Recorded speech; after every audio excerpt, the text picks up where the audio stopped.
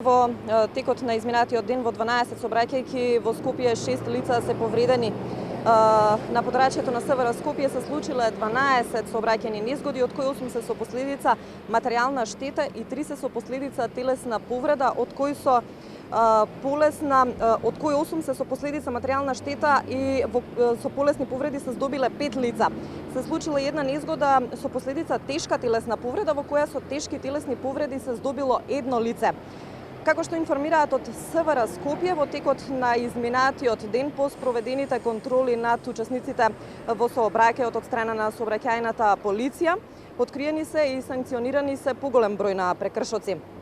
70 возачи не ги почитувале ограничувањата на брзината на движење, 7 возачи го управувале возилото под дејство на алкохол и истите се исклучени од сообраќајот, и тројца возачи за време на управување на возилото не го користеле сигурносниот појас или пак зборувале на својот мобилен телефон.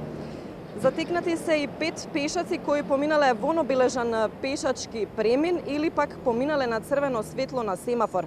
8 возачи го управувале возилото по истекот на дозволата и 37 непрописно се паркирале со своите возила.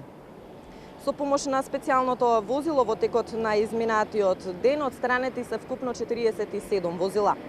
Во текот на превентивните активности денеска ќе се одржат едукативни работилници со учесниците од 4-тото оделение во Основното училиште Јоаким Крчовски во општина Ѓорче Петров.